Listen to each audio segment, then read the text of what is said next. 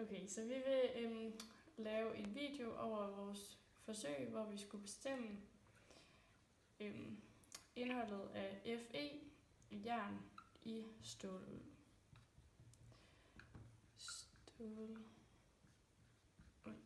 Sådan der. Okay, så vi vil gerne opskrive den reaktion, der sker, når stålulden opløses i H2SO4.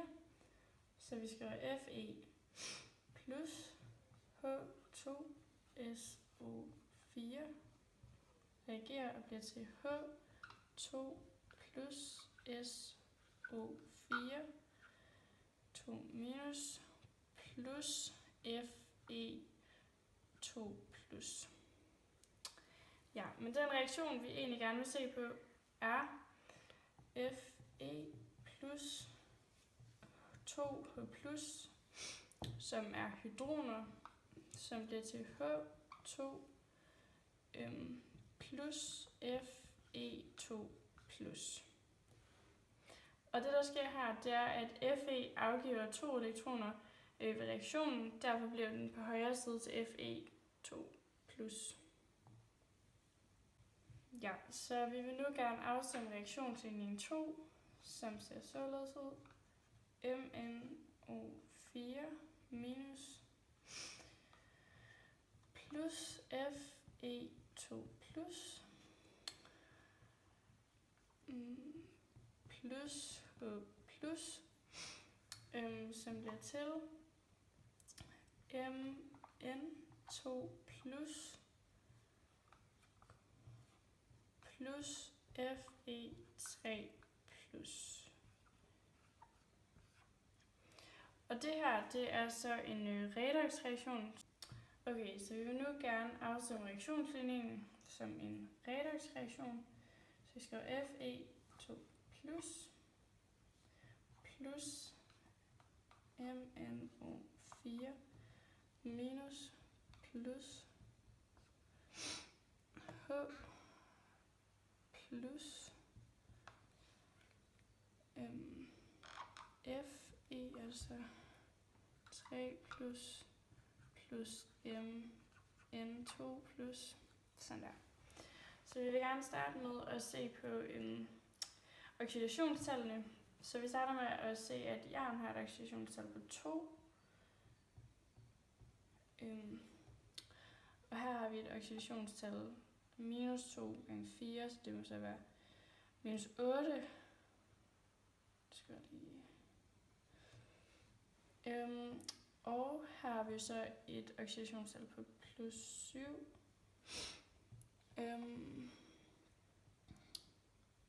Det er det faktisk ikke. Okay, så har vi så på 3 plus, og her har vi så på 2 plus.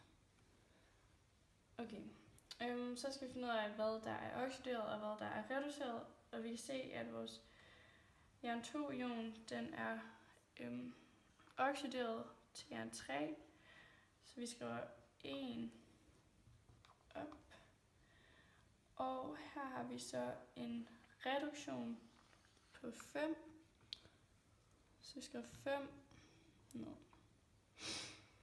Så vi ganger altså her med 5, så skriver vi koefficienten 5 foran, sådan der. Ja, så vil vi gerne se på vores ladninger. Så vi har her 2 plus, og så har vi minus, men så gange 5, så det er det 10 minus, så det giver 9. Og på højre side har vi så en ladning på 5 gange 3, 15, 2, så det er plus 17.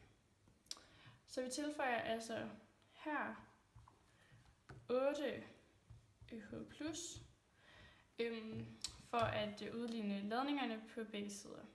Okay, vi skal nu afstemme vores oxygenatomer, og vi har 4 på venstre side, så derfor så tilføjer vi så 4 H2O på højre side, så vi skriver 4 H2O, og redoxreaktionen er nu afstemt. Ja, vi vil gerne bestemme stofmængden af det tilsatte permanganat. Og først så havde vi vores kolbe, hvor der var Fe2 plus ioner i, og så var det så her, vi dryppede vores kaliumpermanganat i. Og vi kender volumen, hvor vi bare har taget gennemsnittet af det tilsatte, som er 0,65 ml. Og så kender vi koncentrationen, som er 0,02 mol per liter. Og så har vi vores kaliumpermanganat, som består af K plus ioner og MnO4 minus ioner. Okay, og vi ved, at formlen for at finde stofmængden, det er N er lig med C gange V. Og det vil sige, at stofmængden af kaliumpermanganat, det er lig med koncentrationen af kaliumpermanganat gange med volumen af kaliumpermanganat. Og fordi at K plus ioner slet ikke reagerer med noget, så må vi faktisk gerne slette den i ligningen, så der bare kommer til at stå permanganat, eller stofmængden af permanganat er lige med koncentrationen af permanganat ganget med volumen af permanganat. Okay, nu sætter vi så vores tal ind i formlen, som er koncentrationen, der er 0,02 mol per liter, som vi så ganger med med vores volumen, som er 0,65, og som vi så ganger med 10 i minus tredje for at få det i liter. Og det giver så 0,00013 mol. Ja. Nu vil vi gerne beregne stofmængden af jern, og da vi ved, at forholdet mellem jern og permanganat, det er 5:1, som vi fandt ud af tidligere, da vi afstemte vores reaktion, så ganger vi bare stofmængden af permanganat med 5, og så får vi stofmængden af jern. Det vil sige, at vi skal tage vores tal fra før, som er 0,000013, og gange det med 5. Og ud fra det, så får vi så 0,00065 mol, som så er stofmængden af jern. Og nu vil vi så finde massen af jern, og da vi kender formlen for massen, som er massen er lig med stofmængden gange molarmassen, så kan vi egentlig bare sætte vores tal ind. Det vil sige, at massen af jern, det er 0,00065 mol gange med 55,85 mol, så får vi så 0,00363, som er massen per gram. Og så til sidst, så dividerer vi så massen af jern med massen af ståluld for at finde mængden af jern i ståluld. Og massen af jern har vi lige fundet, som er 0,00363, som vi så dividerer med 0,311, som er vores masse af ståluld. Og så får vi så 0,01167, som er det gram af jern, der er i ståluld. Okay. Vores andet forsøg gik ud på, at vi skulle lave en indstilling af kaliumpermanganat, som er KMnO4 på natriumoxylat. Så Na2C2O4. Ja. Så ja, vi vil gerne bestemme en ukendt koncentration af vores kaliumpermanganat. Og vi fik oplyst, at koncentrationen af kaliumpermanganat var 0,02 mol. Og kaliumpermanganat består af ionerne K+, og mangalium MnO4-. Okay, Ja, og i vores forsøg der reagerer oxalationerne, som er C2O4 2 minus, med permanganationerne, som er MnO4 minus. Og det kan vi skrive op ved reaktionsligningen. MnO4 minus plus C2O4 2 minus, som bliver til Mn2 plus CO2. Ja. Okay, så vi starter med at beregne molarmassen for Na2, A2, C2O4, og så udregner vi stofmængden af C2, 2O4, 2 minus, i de afvejede mængder af Na2, C2, O4. Ja. Så vi starter med at finde molarmassen, og molarmassen af Na2, C2O4 er lige med 134 gram per mol.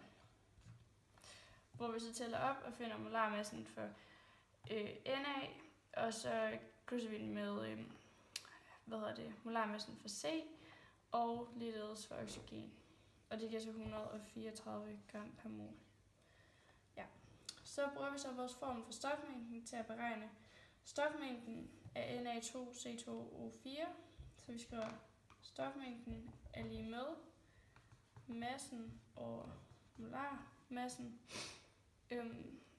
Og vi ved, at vores masse af Na2C2O4 er lige med 0,517 gram. Så det er så vores lille m. Og så vores store m er lige med 134 gram per mol. Og det giver så en stofmængde på 0,00386 mol. Okay, så nu vil vi gerne afstemme reaktionslinjen 1, hvor at oxalationerne reagerer med permanganationerne.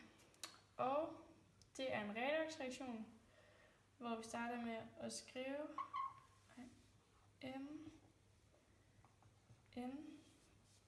MnO4 minus plus C2O4 minus til Mn2 plus CO2. Og her har vi, at det er en gas, og her har vi tilstandsform AQ og AQ og AQ. Ja, så vi vil gerne starte med at finde ud af manganat-ionen, eller permanganationen. Og her kan vi se, at oxidationstallene her er, der skal give minus 1, og så har vi minus 2 gange med 4, som så giver minus 8. Og det skal give minus 1, så det vil sige, at den her er plus 7. Og her har vi så oxidationstal igen på minus 8. Og så har vi på plus 3. Og her der har vi oxidationstal på plus 2. Og her har vi oxidationstal på minus 4. Og så plus 4, hvor den skal være neutral. Ja. Så nu vil vi gerne finde ud af, hvor meget, hvad der reduceres og hvad der oxideres. Og her kan vi se, at permanganat, den reduceres med 5, for den går fra 7 til at have et oxidationstal på 2. Så vi skriver her 5 ned. Og her kan vi så se, at der sker en oxidation på 1. Den går fra 3 til at have et oxidationstal på 4. Så vi skriver 1 op. Det vil så sige, at her ganger vi så med 5. Så vi skriver 5 foran her som koefficient. Okay. Så nu vil vi gerne se på ladningerne, og på venstre side kan vi se, at ladningen er minus 11, fordi her er minus 1, og så 5 gange minus 2. Så der er en ladning på minus 11.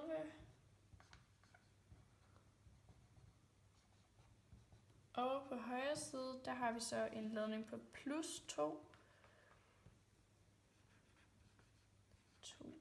Sådan der. Ja, så nu skal vi så afstemme den her redox-reaktion. Og det gør vi så ved at se, at vi skal sætte nogle koefficienter foran. Så vi vil gerne sætte 2 foran vores permanganat-ion herovre. Skriv 2. Og så skriver vi koefficienten 2 her. Og så har vi koefficienten 5. Men for at det stemmer overens med vores C'er, fordi der er 10 herovre, bliver vi nødt til at skrive 10 foran CO2. Og ja, så tilføjer vi så nogle H+'er. Og på den her side, på venstre side, der vil vi gerne tilføje 16 H+. For så at få en ladning på 4. Så ladningen nu er plus 4.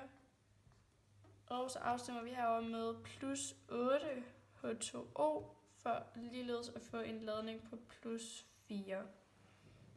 Ja, og så er redoxreaktionen afstemt. Og nu skal vi så ved hjælp af den bestemte reaktionsligning bestemme stofmængden af permanganat, som reagerede i de to forsøg.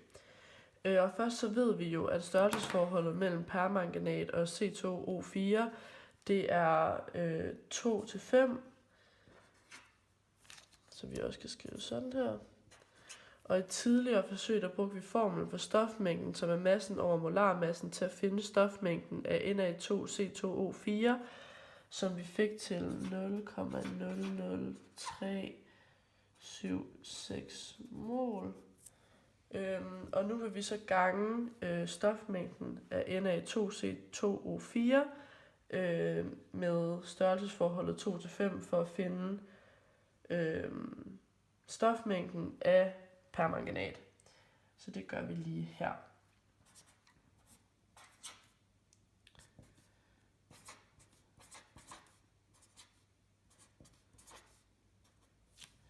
Og det giver så 0,01504. Og det er så vores stofmængde af permanganat. Og nu vil vi så ud fra den tilsatte volumen af kaliumpermanganat og stofmængderne bestemme koncentrationen C. Og vi ved, at vores middelværdi af den tilsatte kaliumpermanganat den er 0,95 ml. Og vi ved, at vores formel for at finde koncentrationen den er C lige med N over V. Og der vil vi så sætte vores tal ind i formlen, som så vil lyde, at det er 0,001,504 mål over de her 0,95, som vi så vil gange med 10 i minus 30 for at få det i liter. Og så får vi så 1,583 mol per liter. Ja, og vi vil nu vise, hvordan man ligesom kunne se i vores forsøg, at der blev dannet CO2 som gas.